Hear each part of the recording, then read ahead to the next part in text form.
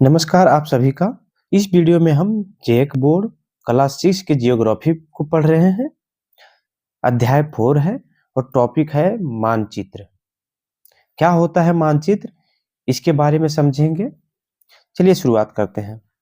Globe पृथ्वी के अध्ययन के लिए काफी उपयोगी होता है। अब ग्लोब क्या होता है तो इसको मैंने पिछले कक्षा में अच्छे से बताया है। चलिए मैं थोड़ा सा बता देता हूँ। ग्लोब पृथ्वी का ही एक छोटा रूप है। अगर पूरे पृथ्वी को अगर मैं सिकोड़ता चले जाऊं, जिस तरह का ये आकार है उसी तरह अगर सिकोड़ते चले जाएं, पूरा छोटा रूप अगर बना दें तो वो क्या बन जाएगा, ग्लोब बन जाएगा। ग्लोब में हम किसी देश को, कोई महासागर को, कोई नदी को देख सकते हैं। कोई पहाड़ पर्वत बड़े हैं तो उसको देख सकते हैं, लेकिन हम गांव को नहीं देख पाएंगे, डिस्ट्रिक्ट को नहीं देख पाएंगे, पंचायत को नहीं देख पाते हैं। ठीक है, अब आगे है। लेकिन जब हम पृथ्वी के किसी विशेष भाग जैसे कोई देश, राज्य, जिला, गांव तथा शहर का अध्ययन करना चाहते हैं तो ग्लोब उपयोगी साबित नहीं होता है। हम किसी देश को सिर्फ देख सकते हैं, राज्य को देख सकते हैं, जिला को भी देख सकते हैं ग्लोब में। लेकिन अगर हम किसी जिले का अध्ययन करना चाहें कि जिले में कौन सी नदी पास हुई है, या फिर उस जिले में कौन सा सड़क गया है,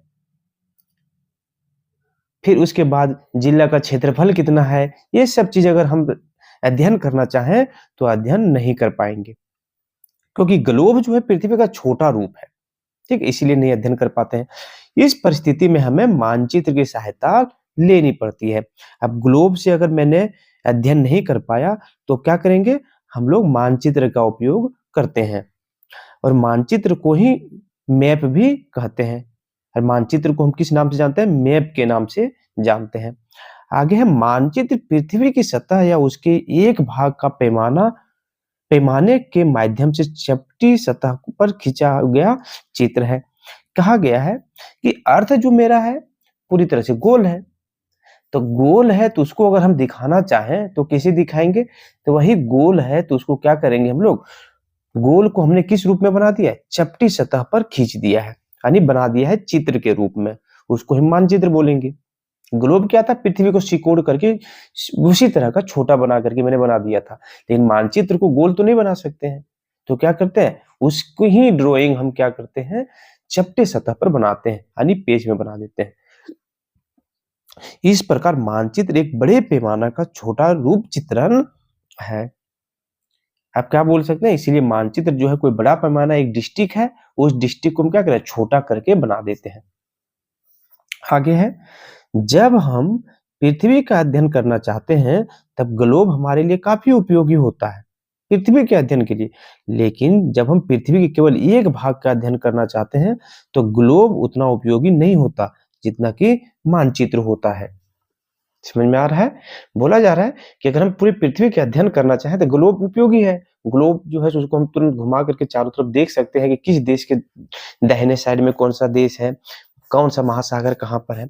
लेकिन अगर हम पृथ्वी की एक साइड, चलिए हम पूर्वी साइड को अगर अध्ययन करना चाहें तो कौन सा ज्यादा उपयोगी रहेगा, तो मानचित्र उपयोगी रहेगा। हमारे अध्ययन या जानकारी संबंधित आवश्यकताओं को मानचित्र पूरा करता है। कुछ मानचित्र एक छोटे क्षेत्र को दर्शाते हैं, दूसरे मानचित्र एक बड़ी किताब की तरह तथ्य हो सकते हैं। कुछ मानचित्र जैसे हमको डिस्ट्रिक्ट का बनाना है तो एक पेज में ही डिस्ट्रिक्ट का बनाएंगे, तो सारा चीज डिस्ट्रिक्ट का बना दिए। लेकिन अगर एक गांव का बनाना है, उसी डिस्ट्रिक्ट के किसी पंचायत का अगर हमको मानचित्र बनाना है तो उसको भी हम क्या कर सकते हैं, सेम साइज का बना सकते हैं। इसमें क्या होगा, सारी चीजें बारीकी से यानी डिटेल से डला हुआ रहेगा। देखिए भारत झारखंड का जो है भौतिक मानचित्र है। मानचित्र के भी कुछ प्रकार होते हैं, तो यहाँ पर है भौतिक मानचित्र। देखिए कोडरमा पठार यहाँ पर है, छोटा नागपुर का पठार, चुट्टू पालू घाटी है, देवघर उच्च भूमि, ये सभी चीजें, डालमा श्रेणी, ये सभी चीजें आप मानचित्र में देख सकते हैं। ये मानचित्र है झारखंड का। अगर इसको हम गोल बना दें, यानी ग्लोब में अगर झारखंड को देखना चाहेंगे तो बहुत मुश्किल होगा देखने में। यहाँ पर देखिए कुछ दिया है भौतिक ऊंचाई, जहां पर आपको इस रंग का दिख रहा है वहां की ऊंचाई 1350 मीटर है। देखिए यहाँ पर ये क्षेत्र जो है लोहरदगा घाटी का क्षेत्र, यहाँ की ऊंचाई कितनी है, 1350 मीटर है। इस कलर में 900 मीटर है। इस कलर देखिए, जहां जहां ये कलर आपको दिख रहा है यहाँ पर कौन सा है, 900 मीटर है। इसी तरह देखिए समुद्री तल जो है 0 सेंटीमीटर पर आएगा आपका। कहीं दिख रहा है तो समुद्री तल आपको इस साइड में दिख रहा है, समुद्री तल जहाँ पे 0 सेंटीमीटर ऊंचाई है। ठीक है, आगे आते हैं। जब बहुत सारे मानचित्रों को एक साथ रख दिया जाता है तब एक एटलस बन जाता है। अब बहुत सारे मानचित्र को जब हम एक जगह रख देंगे यानी एक ही किताब में पिरोकर बना देंगे तो उसको हम क्या बोलते हैं? एटलस बोलते हैं। एटलस विभिन्न प्रकारों तथा अलग पैमानों से खींची गई मापों पर आधारित मानचित्र का संग्रहण होता है। उसके बारे में समझेंगे हम आगे। मानचित्र में हमें एक ग्लोब की अपेक्षा ज्यादा जानकारी प्राप्त होती है। मानचित्र में ग्लोब की अपेक्षा ज्यादा जानकारी हम लोग को प्राप्त होता है। ठीक है, आगे है। मानचित्र विभिन्न प्रकार के होते हैं जिनमें कुछ को नीचे वर्णित किया गया है। मानचित्र अलग अलग प्रकार के होते हैं जो नीचे दिया हुआ है। पहला मानचित्र है भौतिक मानचित्र। भौतिक मानचित्र क्या होता है? यानी फिजिकल मैप, इसको समझते हैं। फिजिकल मैप में जो है कुछ आकृतियां देखिए यहाँ पर पृथ्वी की प्राकृतिक आकृतियों जैसे पर्वत, पठारें, मैदानों, झीलों, नदियों, महासागर इत्यादि को दर्शाने वाले मानचित्र को हम भौतिक मानचित्र कहते हैं। इस मानचित्र में विभिन्न रंगों के माध्यम से धरातल की विशेषताओं को प्रदर्शित किया जाता है, जैसा मैंने अभी आगे के मानचित्र में दिखाया था। अब भौतिक मानचित्र को अगर हम पूरे आराम से समझे, अपने भाषा में समझे, तो सिंपल सा यह है कि किसी एक क्षेत्र का अगर पहाड़, पर्वत, मैदान, झील, नदी, उस क्षेत्र में जो भी है उस मानचित्र में दिया हुआ है उसको हम किस नाम से जानेंगे? भौतिक मानचित्र के रूप में जानेंगे। क्या इन सभी में देखिए आपको कहीं शहर का नाम दिख रहा है, गांव का नाम दिख रहा है? नहीं दिख रहा है। तो भौतिक मानचित्र में ये सभी चीजें अधिकतर नहीं होती है। ये जो यहाँ पर आपको दिख रहा है भौतिक मानचित्र है। देखिए ये भौतिक मानचित्र है, झारखंड का भौतिक मानचित्र है। इसमें ज्यादा शहर वगैरह के नाम नहीं दिखेंगे आपको। हाँ, आप अगर कोडरमा बोलेंगे सर कोडरमा तो डिस्ट्रिक्ट है, तो यहाँ पे नाम क्या है? तो देखिए कोडरमा जिस क्षेत्र में है वहां पर जो पठार है उसका नाम ही हम लोग कोडरमा पठार रख दिए हैं, इसीलिए उसका नाम यहाँ पर आ रहा है फिजिकल मानचित्र में, भौतिक मानचित्र में। अगर उसका नाम हम कुछ और रख दें तो उसका नाम हम यहाँ पे कोडरमा पठार लेने का जरूरत नहीं पड़ेगा। तो समझ में आ गया। आगे ये देखिए, ये आपको दिखेगा राजनीतिक मानचित्र एवं नक्शा। कहाँ का है? भारत का। अब इस मानचित्र में देखिए अगर हम झारखंड की बात करें, देखिए ये क्षेत्र झारखंड का जो है ये है राजनीतिक मानचित्र। मतलब क्या? ये हमने अपने स्वार्थ के लिए राजनीतिक रूप से हमने इस स्टेट को बना दिया कि हमको किसी एक स्टेट में इस क्षेत्र का विकास करना है, तो एक इसको हम स्टेट बना देते हैं। उसी तरह बिहार का बात करें, देखिए बिहार का, इसको हम राजनीतिक मानचित्र इसलिए कह रहे हैं क्योंकि इन सभी चीजों को हमने बांटा है। ये सभी चीजों को हमने अपनी अपेक्षा से बांटा हुआ है, इसीलिए राजनीतिक मानचित्र हो गया। हमने अपने राजनीतिक कारणों से इसको बांटा हुआ है स्टेट बाय स्टेट में, इसलिए। अब अगर शहर बात करें तो शहर का भी, डिस्ट्रिक्ट भी हम लोग राजनीतिक कारणों से बांटते हैं। इसी तरह विलेज का बात करें तो विलेज को भी हम लोग किस तरह बांटते हैं? राजनीतिक कारणों से ही बांटते हैं। ठीक है, तो इसीलिए इसका नाम हम राजनीतिक मानचित्र बोलते हैं। अब है जानने योग्य बातें। मानचित्र पर विभिन्न रंगों द्वारा प्रदर्शन। नीला रंग जो भी मानचित्र पर है तो उसको हम हमेशा जल के रूप में देखेंगे। हरा अगर है मानचित्र पर तो उसको मैदान, पीला कलर है तो पठार और लाल कलर है तो पर्वत। इन सभी चीजों को यहाँ पे देख सकते हैं आप। ठीक है, देखिए यहाँ पर ये वाला चीज क्या है? लाल। ठीक है, यहाँ पर देखिए लाल वाला क्षेत्र, यहाँ पे बहुत सारे पर्वत हैं लद्दाख में। अब अगर हम यहाँ पे देखें हरा कलर का, तो हरा कलर देखिए एमपी दिख रहा है, असम, इस तरह क्षेत्र में बहुत सारे जंगल हैं तो हरा है। अगर हम नीला कलर का देखें तो नीला कलर देखिए इधर बहुत सारे जो है सो पानी है। अब बोलिएगा सर यहाँ पे हिमाचल प्रदेश और झारखंड भी थोड़ा सा नीला जैसा दिख रहा है, तो असल में ये हमने खुद बना दिया है। इस तरह का हम लोगों ने अपनी स्वेच्छा से बनाया है। इस चीजों को ध्यान में नहीं रख करके इस मानचित्र को मैंने बनाया हुआ है, मतलब एक बुक बनाने वाले बनाया है ताकि बंटवारा करने में जो है झारखंड, बिहार, ये सभी चीजों को मानचित्र में दर्शाने में आसानी हो। अगर ये पूरी तरह से एक ही कलर से दे दिया जाता तो सबको समझने में दिक्कत होता। ठीक है, ये राजनीतिक मानचित्र था मेरा। अब है दूसरा मानचित्र, मैंने कितना बताया? यहाँ पे देखिए मानचित्र को अलग अलग भागों में प्रकार में बांटा गया है। पहला था भौतिक मानचित्र, दूसरा पर आते हैं। दूसरा मानचित्र है हमारा राजनीतिक मानचित्र। रा, राज्यों, नगरों, शहरों, गांवों और विश्व के विभिन्न देशों तथा उसकी सीमाओं को दर्शाने वाले मानचित्र को राजनीतिक मानचित्र कहा जाता है। राज्य हो गया, नगर हो गया, शहर, गांव हो गया, आज पूरे पूरे विश्व है, अलग अलग देश का जो सीमा को दर्शाता है, जिस मानचित्र में हम दर्शाते हैं उसको राजनीतिक मानचित्र कहते हैं। क्यों? क्योंकि हमने अपने राजनीतिक इच्छाओं के लिए बांटा हुआ है। अब एक होता है थीमेटिक मानचित्र, थर्ड है थीमेटिक मानचित्र। क्या होता है इसका मतलब? थीमेटिक मानचित्र को समझते हैं। थीमेटिक मानचित्र में क्या होता है, इसको पढ़िए। वैसे मानचित्र जिनमें विशेष जानकारी प्राप्त होती है, जैसे सड़क, वर्षा, वन, रेल तथा उद्योग आदि का विवरण दर्शाने वाले मानचित्र को हम थीमेटिक मानचित्र कहा जाता है। इन मानचित्र के माध्यम से दी जाने वाली सूचना ही उसके नामांकन का दर्शाता है। अब आगे यहाँ ये क्या बोला, देखिए यहाँ पर, इसमें देखिए क्या यहाँ क्या बताया गया है, वर्षा हो गया, वन हो गया, ये झाड़ी वगैरह हो गया, इन सभी को दर्शाने के लिए, तो सड़क हो गया, रेल मार्ग हो गया, ये किस मानचित्र में दर्शाया जाता है, तो ये थीमेटिक मानचित्र में दर्शाया जाता है। अब यहाँ पर बात करें हम, देखिए उष्ण कटिबंधीय सदाबहार वन का फिगर दिया गया है। अब इस तरह का फिगर आपको यहाँ पर दिख रहा है इस मानचित्र में, तो समझ जाइए वहां पर उष्ण कटिबंधीय सदाबहार वन है। अब काटिल्य वन का बात करें तो इस क्षेत्र में देखिए यहाँ पर दिया हुआ है कटिल्य वन, यहाँ पर है। इस क्षेत्र में देखिए यहाँ पे कटिल्य वन है, ठीक है। अब है मैग्रोच वन, इस तरह का अगर फिगर दिया है कहीं तो वह मैग्रोच वन आप देख सकते हैं कहाँ पर दिया हुआ है, इस तरह का फिगर वहां पे मैग्रोच वन होगा।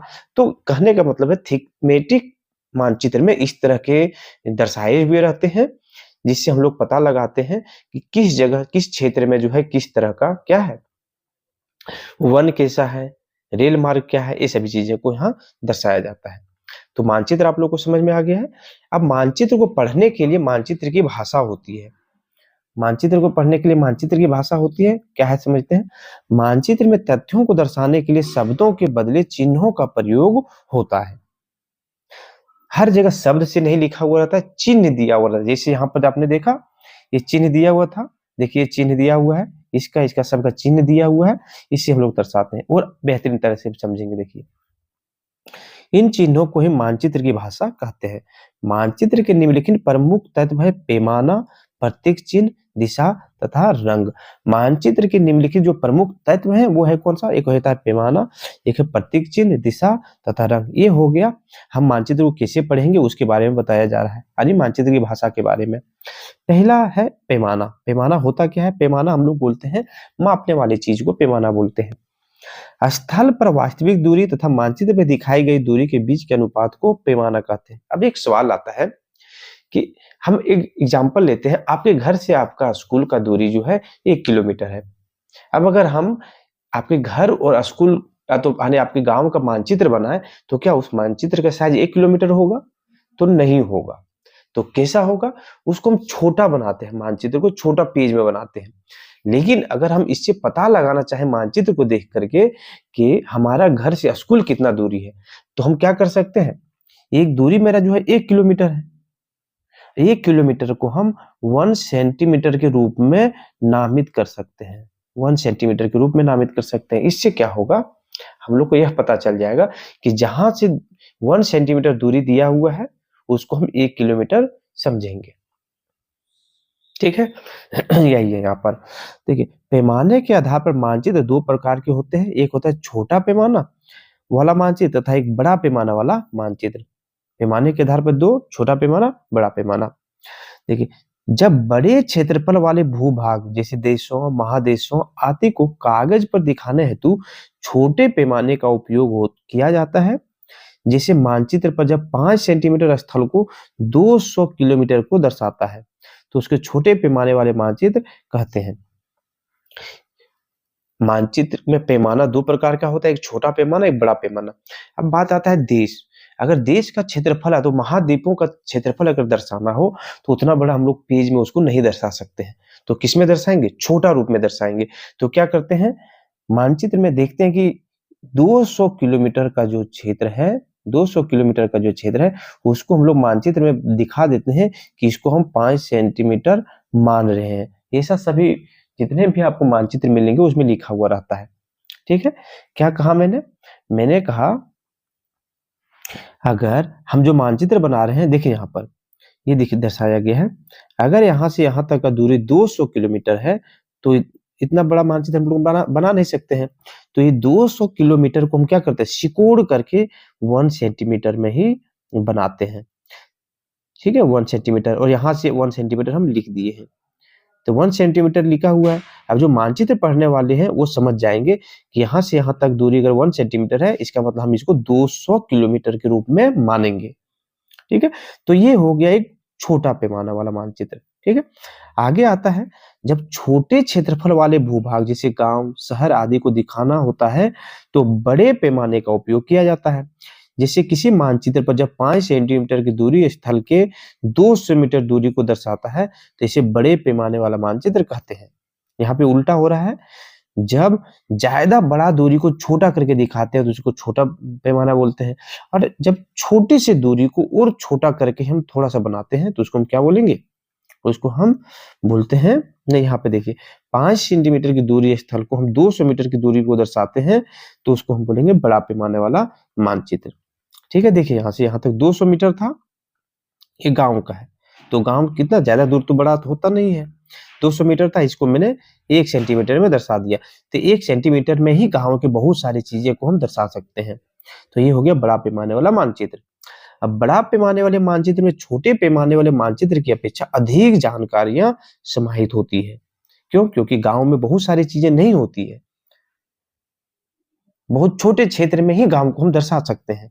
तो इसीलिए बोला गया है कि बड़ा पैमाना में जो है छोटे पैमाने वाले मानचित्र की अपेक्षा ज्यादा जानकारी समाहित होती है। अगर हमें पैमाने की सही जानकारी है तो हम मानचित्र के माध्यम से स्थल पर दो स्थानों के बीच की वास्तविक दूरी को आसानी से पता लगा सकते हैं। क्या बोला गया?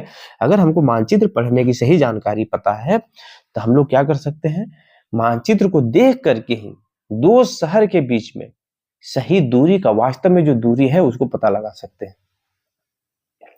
ठीक है, देखिए एग्जाम्पल यहाँ पे दिया हुआ है। उदाहरण के लिए आपके विद्यालय एवं आपके घर के बीच की दूरी 10 किलोमीटर है। ऐसे मानचित्र पर 1 सेंटीमीटर की दूरी से व्यक्त किया गया है। 10 किलोमीटर को क्या क्या बना दिया मैंने? 1 सेंटीमीटर बना दिया, जिसको हम इस तरह से परसेंट में, रेशियो में दर्शा सकते हैं। अगर आपके पैमाने की जानकारी है तो आप मानचित्र पर दिए गए दो स्थानों के बीच की दूरी को पता लगा सकते हैं।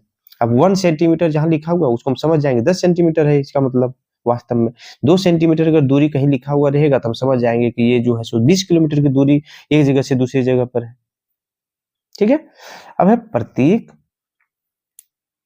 अगला टॉपिक है प्रतीक चिन्ह और रूढ़ चिन्ह। ठीक है, मानचित्र पढ़ने के बारे में पैमाना पहले पढ़ा, अब है प्रतीक। जो प्रतीक दिया हुआ रहेगा मानचित्र में, चिन्ह या तो रूढ़ चिन्ह, उसको समझेंगे। मानचित्र पर अलग अलग प्रकार के चिन्हों का प्रयोग होता है। क्या क्या होता है देखिए, ये चिन्ह रेखा हो गया, बिंदु हो गया, वर्ग, वृत्त, त्रिभुज आदि के द्वारा दिखलाए जाते हैं। ये जो चित्र होते हैं मानचित्र पर, इन सभी चीजों से दिखाया जाता है।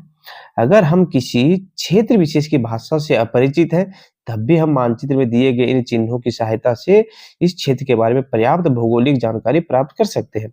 अब होता है कि एक जगह से हम दूसरे शहर में जाते हैं तो वहां पे भाषा में बहुत सारा परिवर्तन हो जाता है। अगर आप साउथ इंडिया से हैं और आप नॉर्थ में आते हैं तो यहाँ भी आपको भाषा समझने में प्रॉब्लम होगा। तो अगर आप मानचित्र पढ़ने की आपको जानकारी है तो उस मानचित्र से आप पता लगा सकते हैं कि किस जगह से दूसरी जगह की दूरी कितनी होगी, क्योंकि उसमें कोई भाषा लिखी भी नहीं रहती है, प्रतीक चिन्ह दिया हुआ रहता है, और प्रतीक चिन्ह जो हर जगह सेम ही होता है। मानचित्र की एक विश्वव्यापी भाषा होती है, यानी पूरे विश्व में मानचित्र का एक ही भाषा होता है जिसको बोलते हैं विश्वव्यापी भाषा। ठीक है, जिसे सभी आसानी से समझ सकते हैं। इन प्रतीक चिन्हों के उपयोग के संबंध में एक अंतर्राष्ट्रीय सहमति है। ये चिन्ह रूढ़ या प्रतीक चिन्ह कहलाती है। देखिए क्या बोला गया है, मानचित्र की एक विश्वव्यापी भाषा होती है जिसे आसानी से समझ सकते हैं। इन प्रतीक चिन्हों के उपयोग के संबंध में एक अंतर्राष्ट्रीय सहमति है। ये चिन्ह रूढ़ या प्रतीक चिन्ह कहलाते हैं। कहा गया है कि मानचित्र बनाने से पहले जो है विश्व के सभी सदस्यों ने मिल करके ये एक आपसी सहमति से निर्णय लिया है कि जब भी मानचित्र बनेगा उसमें जो भी चिन्ह उपयोग में लाए जाएंगे, ये इस तरह के ही चिन्ह उपयोग में लाए जाने चाहिए, चाहे वो मानचित्र किसी भी देश में बने। ठीक है, चाहे वो मानचित्र किसी भी देश में बने, चाहे इंडिया में बने तब भी यही प्रतीक चिन्ह रहना चाहिए, दूसरे देश में बने तब भी यही प्रतीक चिन्ह रहना चाहिए। इससे क्या फायदा होगा? दूसरे देश के लोग अगर हमारे देश में आते हैं तो यहाँ उसको भाषा से प्रॉब्लम नहीं हो पाएगा, वो आराम से मानचित्र देख के एक जगह से दूसरी जगह जा सकते हैं। हम किसी के देश में जाएंगे तो वहां पर हम इस तरह से अपनी हेल्प ले सकते हैं। अब इसीलिए जो है आपसी सहमति से इसने प्रतीक चिन्ह को क्या किया है, सभी जितने भी मानचित्र बनेंगे सब में एक जैसे ही प्रतीक चिन्ह रहेंगे। अब बोलोगे ऐसा कैसे? तो देखिए यहाँ पे हम समझने की कोशिश करते हैं। अगर मानचित्र में इस तरह का चिन्ह दिया हुआ है किसी भी देश में तो उसको हम समझ जाएंगे कि ये एक मंदिर का चिन्ह है। अगर इस तरह का चिन्ह दिया हुआ है तो हम समझ जाएंगे ये गिरजाघर का चिन्ह है। अगर इस तरह का चिन्ह दिया हुआ है तो हम समझ जाएंगे ये मस्जिद है। ठीक है, अब यहाँ पे देखिए सड़क के बारे में समझाया गया है। अगर इस तरह का चिन्ह दिया हुआ है तो इसका मतलब पक्की सड़क है, सही से बना हुआ सड़क है। और अगर डॉट डॉट डॉट अगर चिन्ह दिया हुआ है दो बराबर करके तो इसका मतलब हम समझ जाते हैं कि ये कच्ची सड़क है। ठीक है, उसी तरह देखिए रेलवे लाइन के बारे में है। इस तरह के चिन्ह को हम बड़ी लाइन मानेंगे, इस तरह के चिन्ह को मीटर लाइन, और इस तरह के चिन्ह को हम समझेंगे क्या, रेलवे स्टेशन। अगर इस तरह का चिन्ह मानचित्र में दिया है मतलब वहां पे पेड़ है, और अगर इस तरह का चिन्ह दिया है इसका मतलब वहां पर घास है। इस तरह के चिन्ह को नदी बोलेंगे, इस तरह के चिन्ह को कुआं, और इस तरह के चिन्ह को हम तालाब बोलेंगे। ठीक है, तो ये सभी चीज, अरे इस तरह का चिन्ह दिया है इसका मतलब वो पुल है। तो ये हो गया प्रतीक चिन्ह, रूढ़ चिन्ह, यानी ये विश्वव्यापी भाषा है, पूरे देश में पूरे विश्व में यही भाषा चलती है। अब अगला आता है दिशा के बारे में समझेंगे। दिशा कैसे दर्शाता है उसको समझते हैं। मानचित्र के ऊपर दाहिने तरफ एक तीर का निशान अंकित होता है। मानचित्र के ऊपर में जो है क्या है, दाहिने तरफ ऊपर में कैसे इस तरह का एक चिन्ह का निशान, एरो का चिन्ह का निशान रहता है, जिसके ऊपर यू यानी नॉर्थ लिखा हुआ होता है। यह तीर का निशान उत्तर दिशा को दर्शाता है। जब हम उत्तर दिशा का ज्ञान हो जाता है तब हम चारों दिशाओं को आसानी से खोज सकते हैं।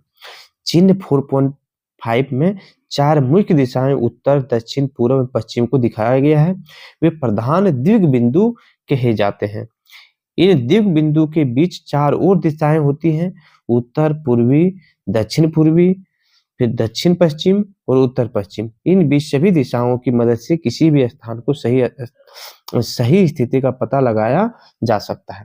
सबसे पहले एक चित्र बना हुआ है, देखिए इस तरह का एरो का चिन्ह। हमेशा मानचित्र पढ़ते समय ध्यान रखेंगे ऊपर वाला चिन्ह हमेशा उत्तर दिशा को दर्शाएगा। अब उत्तर दिशा दिख रहा है तो उत्तर दिशा की ओर मुंह करके आप खड़ा होंगे तो आपको पता चलेगा आपके राइट साइड में हमेशा कौन सा दिशा होता है, पूरब होता है, पूरब, और आपके लेफ्ट साइड में जो है वो पश्चिम, और आपका जहां पैर दिख रहा है उस पैर को यानी नीचे साइड जो है दक्षिण दिशा दिखाया जाता है। अब क्या कहा गया, ये सभी जो है प्रधान दिग बिंदु कहे जाते हैं। इसके बीच में भी चार और बिंदु है, देखिए ये दिख रहा है चार बिंदु, ये चार लाइन दिख रहा है, ये उत्तर और पूरब के बीच में है, इसीलिए इसको हम किस नाम से जानते हैं, उत्तर पूर्वी के नाम से जानते हैं। किस नाम से, उत्तर पूर्वी के नाम से जानते हैं। इसको इंग्लिश में हम नॉर्थ ईस्ट के नाम से जानते हैं, या फिर इसको हम ईस्ट नॉर्थ के नाम से भी जानते हैं। क्यों? क्योंकि उत्तर और पूरब के बीच में है, या फिर पूरब और उत्तर के ये बीच में है। अब यहाँ आते हैं, अगर ये दक्षिण और ये पूरब के बीच में है तो इसको किस नाम से हम बोल सकते हैं, पूर्वी दक्षिणी भाग साइड, या फिर दक्षिण पूर्वी बोल सकते हैं। तो इसको हम साउथ ईस्ट भी बोल सकते हैं, ईस्ट साउथ बोल सकते हैं। इसी तरह से सारे चारों साइड हम दर्शा सकते हैं। यहाँ देखिए प्रधान दिग बिंदु यहाँ पे दिया हुआ है, इसी तरह इसमें दर्शाया गया है। ये उत्तर पूर्वी हो गया, उत्तर पश्चिम, क्यों, उत्तर और पश्चिम के बीच में है। ये दक्षिण पूर्वी हो गया, और दक्षिण पश्चिम हो गया, ये दक्षिण पूर्वी हो गया। ठीक है, समझ आ गया होगा आप सभी को। आगे है, किसी स्थान पर उत्तर दिशा का पता दिक् सूचक की सहायता से लगाया जा सकता है। इसकी चुंबकीय सुई का तीर हमेशा उत्तर दिशा को दिखाती है। दिक् सूचक जो है ये दिक् सूचक होगा, इसमें एक सुई जैसा एरो लगा हुआ रहता है, वो हमेशा उत्तर दक्षिण दिशा को ही दर्शाता है। तो ये हमेशा उत्तर दक्षिण दिशा को ही दर्शाता है। इससे हम पता लगा पाते हैं कि हम किस दिशा में भी हैं और किस दिशा में हमको जाना है। ठीक है, अब रंग के बारे में, मानचित्र में तथ्यों को स्पष्टता से दर्शाने के लिए विभिन्न रंगों का उपयोग होता है, जैसे जल के लिए नीला रंग, काले रंग से रेल मार्ग, हरे रंग से वन या वनस्पति तथा पीले रंग से कृषि प्रदर्शित किए जाते हैं। और भी अन्य तथ्यों को इन रंगों से दर्शाया जाता है। अगर ये क्वेश्चन बनाना चाहे तो बनाया जा सकता है कि मानचित्र पर काले रंग किसको दर्शाते हैं, तो रेल मार्ग को दर्शाते हैं। हरा रंग, तो हम लोग तुरंत जो है हरा रंग से वनस्पति को हम लोग टिक कर सकते हैं, लेकिन क्वेश्चन बन सकते हैं। अब है रेखा चित्र। ये सभी चीज मानचित्र पर बने हुए रहते हैं। रेखा चित्र जो पैमाने पर आधारित ना होकर आदाश्त और स्थानीय अवलोकन पर आधारित होता है। अगर आप किसी स्थान पर पहुंचना चाहते हैं, लेकिन आपको उस स्थान की जानकारी नहीं होती है, आपका मित्र जिस रास्ते की जानकारी है, वह कागज पर इसका कच्चा नक्शा बनाता है। इस कच्चे नक्शे को ही रेखा चित्र कहते हैं। रेखा चित्र बिना पैमाने के बनाए जाते हैं। अब है रेखा चित्र के बारे में समझते हैं क्या होता है। ये हमेशा हर किसी के साथ होता है। अगर आप कहीं पर जा रहे हैं, किसी शहर से में गए हुए हैं, आप वहाँ पे नए हैं और एक जगह से दूसरे जगह की दूरी का पता लगाना हो, एक जगह से दूसरी जगह की दूरी का पता लगाने के लिए क्या करते हैं, वहाँ के पास वाले लोग से हम क्या करते हैं, पूछ लेते हैं। और उसका जवाब होता है कि आप सामने जाइए, आगे जाइए, आगे जाने के बाद जो है आप राइट साइड में घूमिए, राइट साइड के बाद सीधा चलना है और फिर लेफ्ट साइड में आपको घूमना है। ठीक है, लेफ्ट साइड में सबसे पहले आप गए यहाँ से जाने के बाद आपको लेफ्ट साइड में घूमना है, फिर सीधा जाना है, फिर लेफ्ट साइड में घूमने के बाद आपको मंजिल मिल जाएगा। ये क्या हो गया? या फिर आप दोस्त के पास गए, वहां पर आपको कागज में इस तरह का चित्र बनाकर दे दिया, तो यह क्या हो गया? यह एक रेखा चित्र हो गया। इसमें बाकी चीजें कुछ नहीं लिखी हुई रहती है, सिर्फ रेखा जैसा बना करके दिखाया जाता है। इसको बोलते हैं रेखा चित्र, यानी रेखा चित्र का मानचित्र। ठीक है, आगे आते हैं। अब एक खाका। एक खाका क्या होता है, इसको समझते हैं। एक छोटे क्षेत्र का बड़े पैमाने पर खींचा गया रेखाचित्र खाका कहलाता है। एक बड़े पैमाने वाले मानचित्र से हमें बहुत सी जानकारियां प्राप्त होती हैं, लेकिन बहुत सी ऐसी जानकारियां जो हमारे लिए आवश्यक होती है, उन्हें हम मानचित्र से प्राप्त नहीं कर सकते। जैसे भवन की ऊंचाई, किसी कमरे की लंबाई इत्यादि ऐसी जानकारी को हम खाका के माध्यम से आसानी से प्राप्त कर सकते हैं। अब क्या बोला गया? एक छोटे क्षेत्र को बड़े पैमाने पर खींचा गया। असल में हम क्या बोल सकते हैं कि अगर हम एक पंचायत भवन का निर्माण कर रहे हैं, देखिए यहाँ पे लिया हुआ है, पंचायत भवन का निर्माण कर रहे हैं यहाँ पर, तो यहाँ से क्या कहें, पंचायत भवन का निर्माण नहीं कर रहे हैं। देखिए एक तो हम लोग क्या बना रहे हैं, खाका बना रहे हैं। उसमें हमको दर्शाना है सारी चीजें अपने एक गांव का। क्या करेंगे हम, यहाँ पे देखिए पंचायत भवन है, यहाँ से एक सड़क आएगा, दिखाया गया है सड़क। सड़क से आप लेफ्ट साइड आएंगे तो आपको यहाँ पे बैंक मिल जाएगा। अगर राइट साइड जाएंगे तो खेत है, खेल का मैदान है। फिर अगर सीधा चलेंगे तो आपको बाजार मिल जाएगा, कुआं मिल जाएगा, विद्यालय है, यहाँ पे घर घर है, इस तरह से। तो ये जनगणना करने वाले लोग क्या करते हैं, इसको खाका बनाते हैं इस तरह का। ठीक है, तो खाका किसको बोलते हैं? एक छोटे क्षेत्रफल को बड़े पैमाने पर खींचा गया है, इसको खाका बोलते हैं। तीसरे के यहाँ पे देखिए पंचायत भवन था तो बैंक था। तीसरे हमको क्या, बैंक की ऊंचाई कितनी है इससे नहीं पता चलता, भवन की ऊंचाई नहीं पता चलता है। ये मैदान की लंबाई क्या है वो नहीं पता कर सकते हैं, विद्यालय की लंबाई क्या था ये भी हम लोग पता नहीं कर सकते हैं, ये खाका में नहीं दिया हुआ। तो यह चैप्टर यहीं पे समाप्त होता है। उम्मीद है आपने इस पूरे चैप्टर को आसानी से पढ़ लिया है, समझ लिया है। अगर आप इस चैनल पर नए हैं तो आप चैनल को सब्सक्राइब कर दें। और अगर आपका कोई सुझाव है, कोई ऐसा झारखंड की कोई भी क्लास की बुक को पढ़ना चाहते हैं तो आप कमेंट बॉक्स में जरूर करें, हम आपके लिए उसके वीडियो को अपलोड करेंगे। ठीक है, धन्यवाद।